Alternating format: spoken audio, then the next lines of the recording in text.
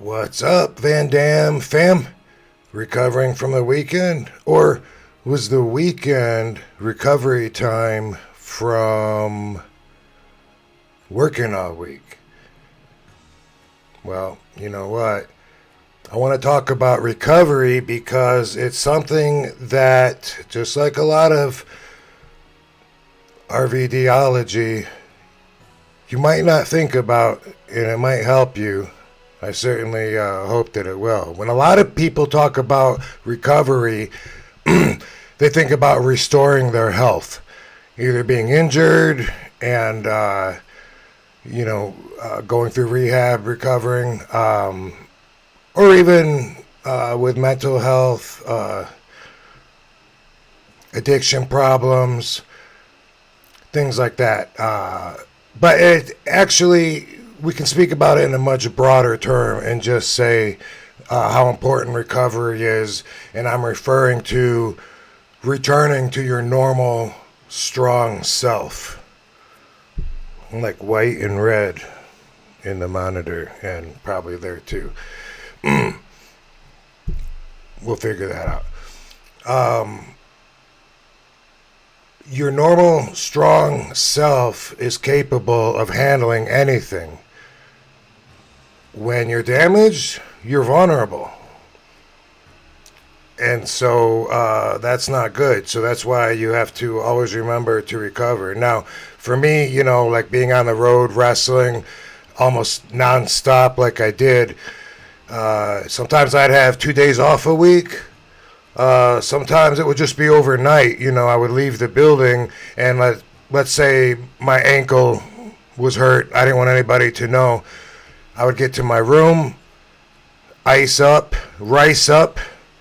If you don't know about rice, you're going to learn right now. That's rest, ice, compression, elevation.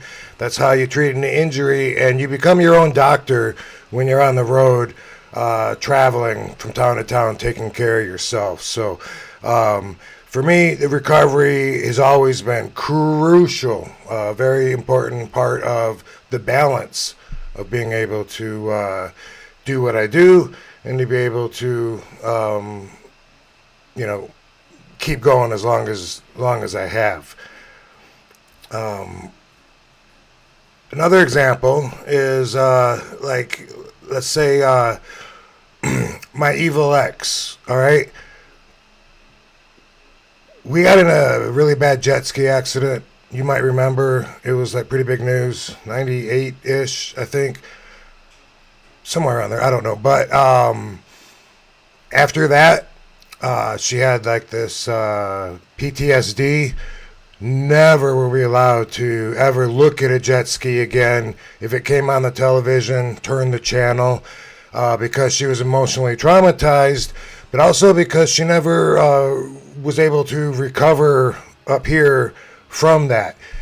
Sometimes when we're not able to recover, we feel entitled to hold on to the things that take place of the recovery. Say we lose somebody to death, it sucks.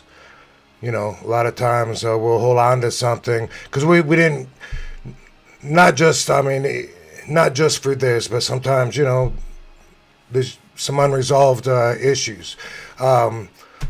Taking my evil ex, for example, again here, she never looked lovelier, by the way. Any fight that we had, ever, we were never allowed to bring it up again.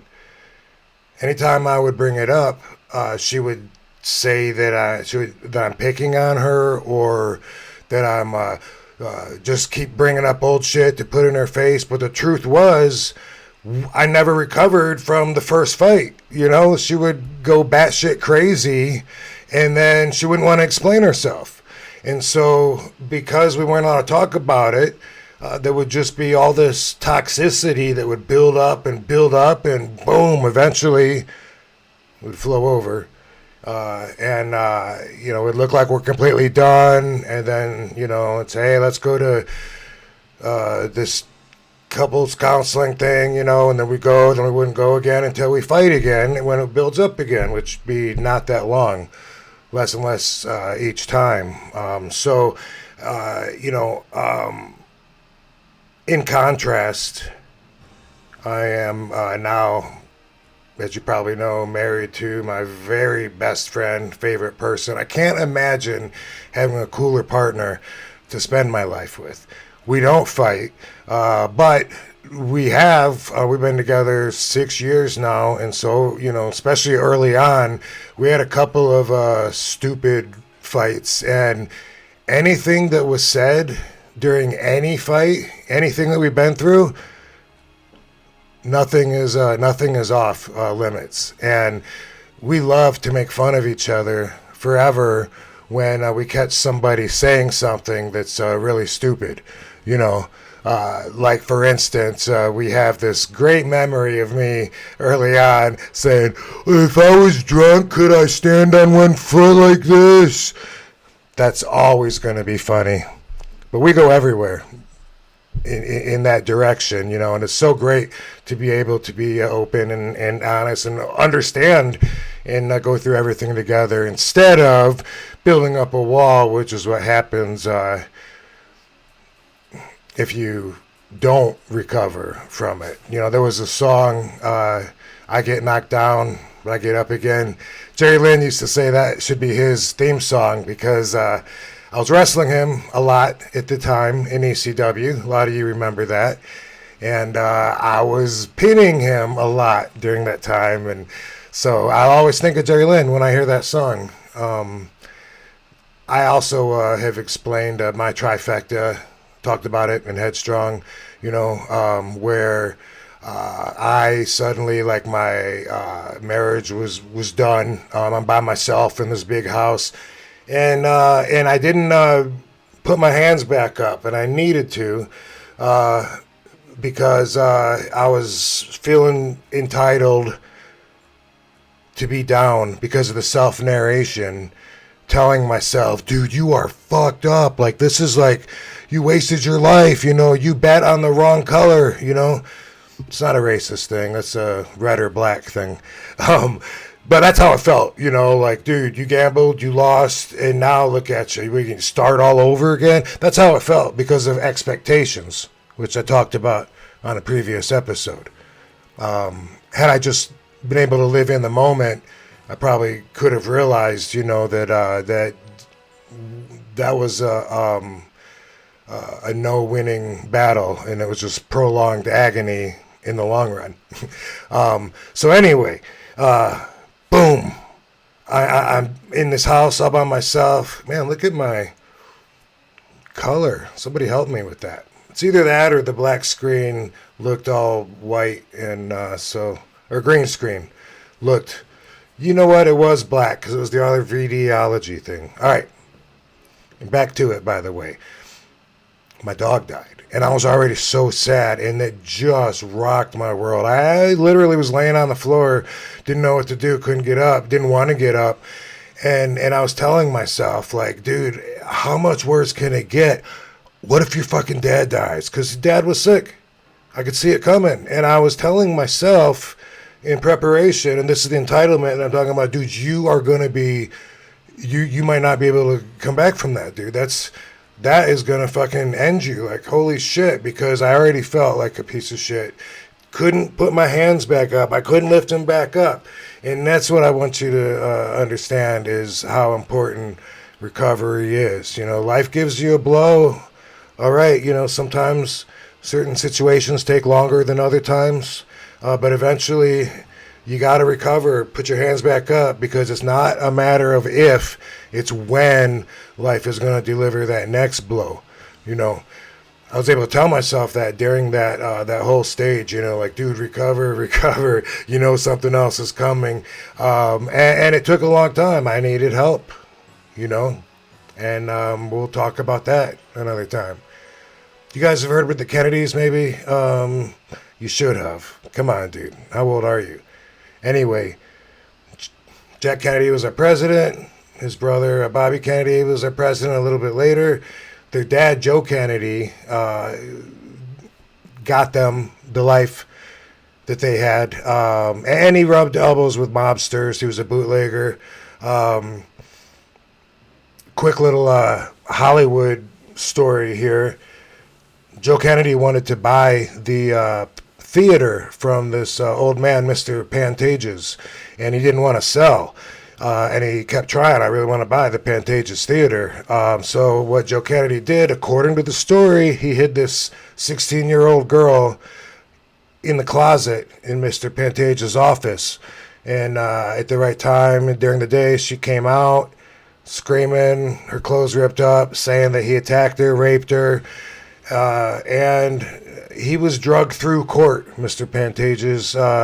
It was a long, drawn-out deal where in the end he was acquitted, but his reputation and his money and everything was gone.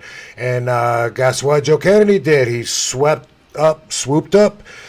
Anyway, he got the theater for a discounted price at that point. So again, I'm just driving home the point. You got to recover, get back to your normal, strong, healthy, balanced self as soon as you can. Always. All right, dude, this is probably 93, 94, somewhere around there. I was living in Savannah, Georgia, right? I think this is around, this is definitely around that time when I was living in Georgia. This is at a Walmart somewhere. But when I think back to that, I was a little kid. I might look like a grown man to you, and this was around the WCW time, but when I look back to my perspective on life, my relationship with the universe, my understanding, just everything, my agenda, I was definitely still a little kid. Matter of fact, I was always told, grow up as a kid, and I was right here, I'm a very, very young, 24-year-old? Maybe 25. But then, in the long run, I'm now a very young 51-year-old, about to be 52 in a matter of like hours. So anyway, I'm in Savannah, Georgia, and this was the time when I was still a punk, sticking my chest out, kind of, at the bar, like, hey. And I had this friend, Eric. He was in the army, and he would often get himself into trouble or get picked on, get bumped into, whatever, and he would say, well, you better talk to my big brother Rob. And that was my that was my agenda at the time. I was so young, so stupid. We're downtown at this bar in Savannah where Big Al worked. Can't remember the name of the place, but it was very popular on the Brick Road. And this night, the bar was really crowded. It wasn't like a disco or like a dancing club or anything, but it was really crowded, and walking around, trying to feel tough. Probably had a tank top on, knowing me, I don't know. Punk. And we saw a little scuffle. Couldn't really see what happened. A little scuffle over there somewhere, and I, caught my attention, just trying to figure out, what is that? Like a couple of seconds later, this dude comes up, and he's very close to my face, and he puts his arms out like this, and he says, what was that? No, it's what happened? What was that? And while he's doing that, and I'm kind of confused, right quick afterwards, his buddy reaches around from behind him, smack, and smacks me across the face. I got my back leaning up against the bar, and I got my hands on this dude's shoulders who's right in front of my face. First thing I did was I brought my leg up, bam, right over and around this dude in front of me. Bam! I kicked the guy right in the face. It was like an action movie. It was so sweet. Boom, he went down. It was almost like instinctively. So what happens next? I got this guy here. Boom! Headbutt, right? Well, that's the way the story went from a lot of people that were there that told it. But actually, I hadn't recovered from that first guy yet. I was so surprised that I was still concerned with that guy. Now, I had stopped his attack. Had I recovered and been able to reassess the situation and live in this new moment, I would have realized the guy in front of me was part of it. They totally set me up. And I didn't know that until the guy went down and he hugged my legs. And the whole place, like dominoes, everybody went down. Everyone's grabbing onto each other and everybody went down. Next thing I know, that guy in front of me, he's still holding on to my legs, like just hugging him with everything he's got. And I have a cop trying to pull me up from the ground by, he's got the baton gimmick under my chin, and he's pulling it up, and he's going, I said stand up. And I can't even talk to tell him that I can't stand up. And I'm just going, I can't, trying to talk to him. Next thing you know, we're kicked out. Me and Eric, we're walking down the street. What the fuck? How come we got kicked out? They're the ones that started it. Anyway,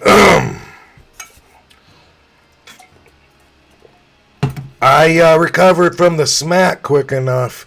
But like I said, I was surprised. They totally caught me, and I wasn't able to get the situation down. But like I said, the rumor or the legend was much better that I took both of those guys out, and maybe even some other ones, depending on who you ask. Little bonus to that story, I immediately went to Ketchum's flea market, Killam's. Anyway, out there on the 204 Abercorn and 95, the flea market where I met Joe Holland, who airbrushes my outfits. Keller's flea market. Anyway, I went to the martial arts store, and I'd seen this in a ninja movie where you get this, it's like a little plate that has spikes on top of it, and you put it under your shoelaces so it's on top of your foot. I went looking for those guys the next day. I was going to give them that kick again, but I was going to stick my foot into their face. You know, I was very offended that they came after me and risked my physical health. My vibe probably asked for it. I don't know. But recover always. And it might not be what you were brought up to do, to think this way. Rvdology. Let's put it this way. When you think Rvdology, maybe you weren't brought up to think that way, but nobody gives a fuck.